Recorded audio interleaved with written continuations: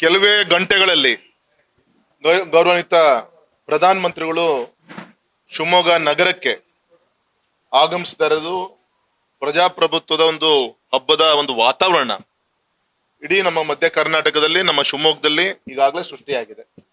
ದೊಡ್ಡ ಸಂಖ್ಯೆಯಲ್ಲಿ ಈಗಾಗಲೇ ಸಾರ್ವಜನಿಕರು ಬರ್ತಾ ಇದ್ದಾರೆ, ಕಾರ್ಯಕರ್ತರು ಬರ್ತಾ ಇದ್ದಾರೆ. ಈಗಾಗಲೇ ಪೂರ್ವಭಾವಿಯಾಗಿ ಸಂಗೀತ ಕಾರ್ಯಕ್ರಮ, ದೇಶಭಕ್ತಿ ಗೀತೆಗಳ ಹಾಡು ಎಲ್ಲದೂ ಕೂಡ ಶುರುವಾಗಿದೆ. ಎಲ್ಲರೂ ಕೂಡ ಈಗಾಗಲೇ ಆ ಒಂದು ಸಾರ್ವಜನಿಕ ಸ್ಥಳದಲ್ಲಿ, ಆ ವೆನ್ಯೂ ಜಾಗದಲ್ಲಿ ಜನಸ್ತೋಮ ದೊಡ್ಡ ಸಾಗರ ರೀತಿಯಲ್ಲಿ ಬರ್ತಾ ಇದ್ದಾರೆ. ಹಾಗಾಗಿ ಈ ಸಂದರ್ಭದಲ್ಲಿ ಇಷ್ಟು ಮಾತ್ರ ಹೇಳ್ತೀನಿ, ಒಂದು ಶುಭ ಗಳಿಗೆ ಇದು 4ನೇ ಬಾರಿಗೆ ಗೌರವಾನ್ವಿತ ಪ್ರಧಾನ ಮಂತ್ರಿಗಳು ಮತ್ತೆ 3ನೇ ಬಾರಿಗೆ ಈ ಒಂದೂವರೆ ವರ್ಷದಲ್ಲಿ ನಮ್ಮ ಶಿವಮೊಗ್ಗ ನಗರಕ್ಕೆ ಅವ್ರು ಬರ್ತಾ ಇರೋದು ಒಂದು ಸಂಘಟನೆಗೆ ಹೆಚ್ಚಿನ ಒಂದು ಬಲ ಬಂದಂಗಾಗಿದೆ. ನಮ್ಮ ಕಾರ್ಯಕರ್ತರು, ನಮ್ಮ ಮತದಾರರು ಇದರ ಒಂದು ಅವರ ಆಗಮನದಿಂದ ಇನ್ನೂ ಹೆಚ್ಚು ವಿಶ್ವಾಸದಿಂದ ಈ ಬಾರಿ ನಮ್ಮ ದೇಶದ, ನಮ್ಮ ಪಕ್ಷದ ಗುರಿ ಇದೆಯಲ್ಲ 370+, ಅದಕ್ಕೆ ನಮ್ಮ ಮಧ್ಯ ಕರ್ನಾಟಕ, ನಮ್ಮ ಕರ್ನಾಟಕ ಒಂದು ದೊಡ್ಡ ಕೊಡುಗೆಯಾಗಿ ನಮ್ಮ ಬಿಜೆಪಿ ಈ ಬಾರಿ ಕಾರ್ಯಕರ್ತರು ಕೊಡ್ತಾರೆ. ನಮ್ಮ ಕರ್ನಾಟಕದ ಮತದಾರರ ಬಂಧುಗಳು ಅತ್ಯಂತ ಪ್ರಜ್ಞಾವಂತರು.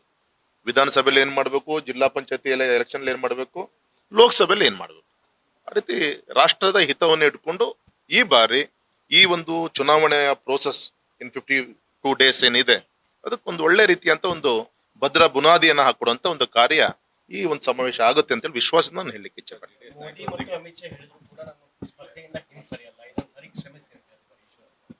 ವಿಶ್ವಾಸ ಇದೆ, ಯಾವಾಗಲೂ ಕೂಡ ಅವ್ರ ಬಗ್ಗೆ, ಮೋದಿಜಿಯವ್ರ ಬಗ್ಗೆ ತುಂಬಾ ವಿಶ್ವಾಸ ಇಟ್ಕೊಂಡಿರುವಂತ ನಾಯಕರು ಸನ್ಮಾನಿಸಿದ ಈಶ್ವರಪ್ಪನವರು. ಹಾಗಾಗಿ ವಿಶ್ವಾಸ ಇದೆ, ಅವರು ಹೇಳಿದರೆ, ಅವರ ಒಂದು ಅಪೇಕ್ಷೆ ಇದೆ ಅಂದ್ರೆ ಬರ್ಬೋದು ಅಂತ ನಾನು ಕೂಡ ವಿಶ್ವಾಸದಿಂದ ಈ ಸಂದರ್ಭದಲ್ಲಿ ನಾನು ಹೇಳಲಿಕ್ಕೆ ಇಚ್ಛೆ ಪಡ್ತೀನಿ. ಏನ್ ಸರ್, ಇವತ್ತು ಅಧಿಕೃತವಾಗಿ ಇವತ್ತು ಭಾರತೀಯ ಜನತಾ ಪಕ್ಷ ಮತ್ತೆ JDS ಎರಡೂ ಒಂದು ಚಿಂತನೆಗಳು ಒಂದೇ, ರೈತರ ಒಂದು ಏಳಿಗೆ. ಹಾಗಾಗಿ ಗೌರವಾನ್ವಿತ ನಮ್ಮ ನಿಕಟಪೂರ್ವ ಪ್ರಧಾನ ಮಂತ್ರಿಗಳಂತ ದೇವೇಗೌಡಜಿ ಅವರು ಇವತ್ತು ರಾಷ್ಟ್ರ ಮಟ್ಟದಲ್ಲಿ ಇವತ್ತು ಕಾಂಗ್ರೆಸ್ಸೇತರ ಪಕ್ಷಗಳು ಒಂದಾಗಬೇಕು ಅಂತ ಹೇಳಿದಾಗ ಶಕ್ತಿ ತುಂಬುವಂತ ಕಾರ್ಯವನ್ನ ಮಾಡಿದೆ. ಹಾಗೆ ಜಿಲ್ಲೆಯಲ್ಲೂ ಕೂಡ ನಮ್ಮ ಶಿವಮೊಗ್ಗ ಕ್ಷೇತ್ರದಲ್ಲೂ ಕೂಡ JDS ನ ನಾಯಕರಿಗೆ ವಿನಂತಿ ಮಾಡ್ಕೊಂಡಿದ್ವಿ, ಅಧಿಕೃತವಾಗಿ ಕಚೇರಿಗೆ ಹೋಗಿ ಆಮಂತ್ರಣವನ್ನು ಕೂಡ ಕೊಟ್ಟು ಬಂದಿದ್ದೀವಿ. ಸೊ ಅವರೆಲ್ಲರೂ ಕೂಡ ಇವತ್ತು ಕಾರ್ಯಕ್ರಮದಲ್ಲಿ ಭಾಗವಹಿಸ್ತಾರೆ, ಕಾರ್ಯಕ್ರಮ ಯಶಸ್ವಿಯನ್ನು ಕೂಡ ಮಾಡ್ಕೊಡ್ತಾರೆ.